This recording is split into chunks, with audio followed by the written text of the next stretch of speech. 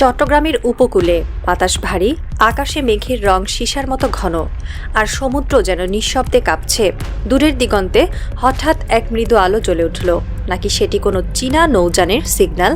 বন্দর নগরীর এক জ্যেষ্ঠ কর্মকর্তা জানালার ফাঁক দিয়ে তাকিয়ে বললেন, এই বঙ্গোপসাগর আর আগের মতো নেই। এখন এখানে চোখ রাখছে তিন শক্তি: চীন, ভারত আর যুক্তরাষ্ট্র। সেই আলো নিভে যাওয়ার আগেই দিল্লির সাউথ ব্লকে জরুরি বৈঠক শুরু হয়েছিল। পেন্টাগনের সর্বশেষ রিপোর্টে লেখা ছিল, চীন দক্ষিণ এশিয়ার ৩ দেশে বাংলাদেশ, মিয়ানমার ও শ্রীলঙ্কায় স্থায়ী সামরিক ঘাঁটি স্থাপনের পরিকল্পনা করছে।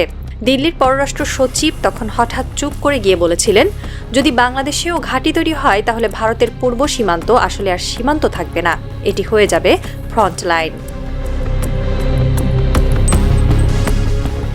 ওয়াশিংটন থেকে প্রকাশিত মার্কিন পেন্টাগনের সেই রিপোর্ট যেন ভারতের জন্য ছিল এক কূটনৈতিক ভূমিকম্প। রিপোর্টে লেখা, চীনের পিপলস লিবারেশন আর্মি দক্ষিণ এশিয়ায় সামরিক উপস্থিতি বাড়ানোর কৌশল নিয়েছে, যার অংশ হিসেবে তারা নতুন ঘাঁটি স্থাপনের সম্ভাবনা খতিয়ে দেখছে। চীনের দৃষ্টি নাকি এখন পাকিস্তান, বাংলাদেশ, মিয়ানমার ও শ্রীলঙ্কার দিকে। স্ট্রিং অফ পার্লস নামের সেই পুরনো ভূ রাজনৈতিক বৃত্ত এখন বাস্তব রূপ নিচ্ছে। পেন্টাগনের বিশ্লেষণে আরও বলা হয়েছে, চীনা সামরিক ঘাঁটির মূল লক্ষ্য হবে ভারত মহাসাগর অঞ্চলে দীর্ঘমেয়াদী কৌশলগত আধিপত্য নিশ্চিত করা। এই রিপোর্ট দিল্লিকে স্তব্ধ করে দিয়েছে, কারণ তারা জানে পাকিস্তানের গাওদোয়ারে চীনের সামরিক ঘাঁটি নতুন কিছু নয়। কিন্তু যদি বাংলাদেশেও এমন ঘাঁটি তৈরি হয় তাহলে ভারত কার্যত ৩ দিক থেকে ঘেরাও হবে। দিল্লির এক শীর্ষ কর্মকর্তা হিন্দুস্তান টাইমসকে বলেন, চীন যদি বঙ্গোপসাগরে স্থায়ী ঘাঁটি তৈরি করে তাহলে সেটি ভারতের জন্য হবে কৌশলগত বিপর্যয়।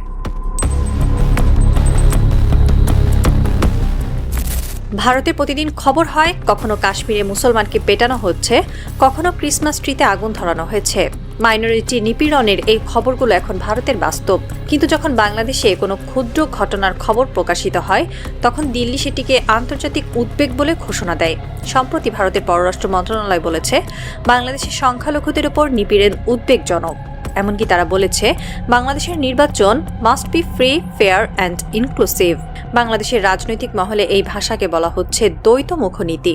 কারণ একই সময়ে ভারতে গুজরাট থেকে কেরালা পর্যন্ত সংখ্যালঘুদের উপর হামলার খবর ছড়াচ্ছে, কিন্তু দিল্লি সেসব নিয়ে নীরব।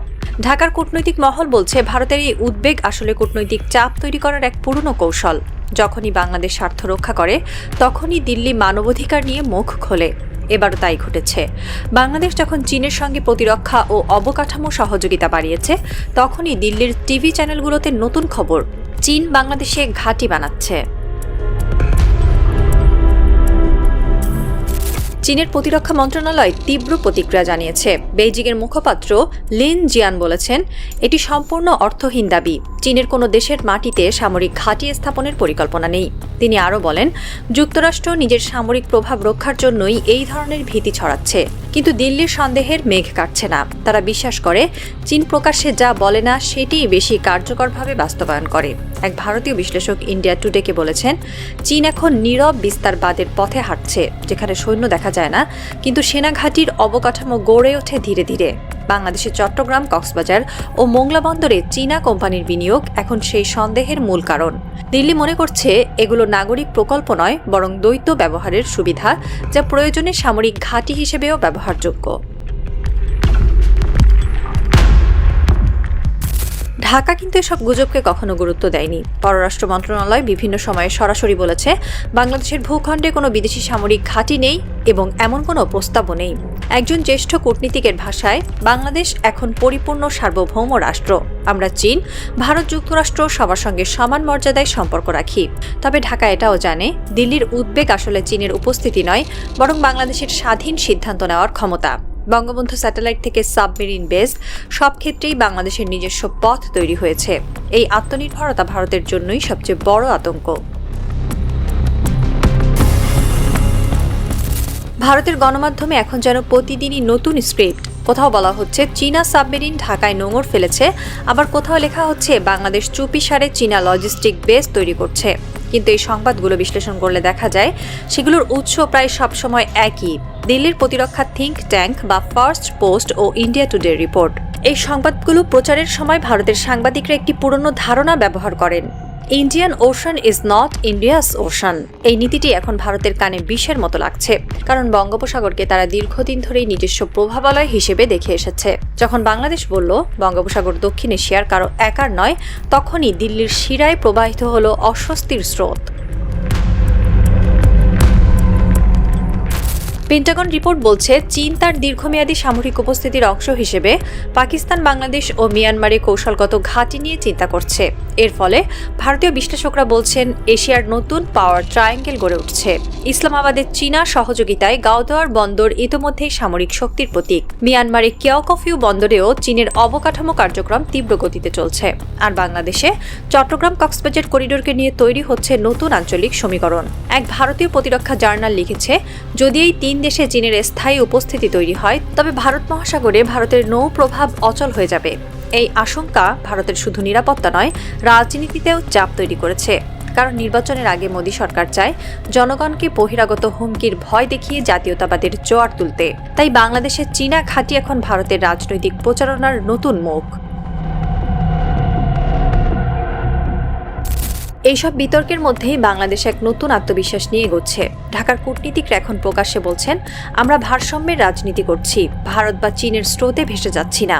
একসময় যেখানে দিল্লির নির্দেশ ছাড়া বড় কোনো চুক্তি হতো না, এখন বাংলাদেশ নিজের স্বার্থেই সিদ্ধান্ত নিচ্ছে। বঙ্গোপসাগরে নতুন সাবমেরিন বেস, চীনা প্রযুক্তিতে নৌ আধুনিকীকরণ, এমনকি ইউরোপীয় দেশগুলোর সঙ্গে প্রতিরক্ষা চুক্তি, সব মিলিয়ে ঢাকা এখন স্মার্ট শক্তির মডেল হয়ে উঠছে।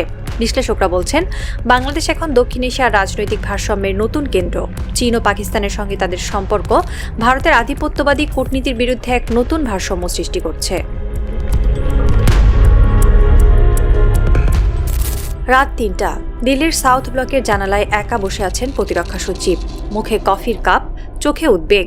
সামনের টেবিলে খোলা আছে পেন্টাগন রিপোর্টের সেই copy, চায়নাস possible military bases in Bangladesh.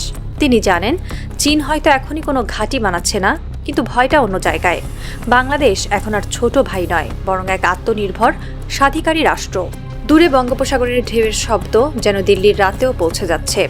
এক ভারতীয় কূটনীতিক হঠাৎ ফিসফিস করে বললেন, আমরা হয়তো হারতে যাচ্ছি অস্ত্র নয়, আস্থা নামের যুদ্ধে। আর ঢাকায় সেই সময় কক্সবাজারের সমুদ্র তটে এক তরুণ নৌ সৈনিক দাঁড়িয়ে বলছে, এই ঢেউ আমাদের, এই আকাশও আমাদের। বাতাসে তখন এক অদৃশ্য প্রশ্ন ভাসছে, চীনের ঘাঁটি আছে কিনা তা নয়, প্রশ্নটা হলো ভারত প্রস্তুত কিনা এক জেগে ওঠা বাংলাদেশের মুখোমুখি হতে।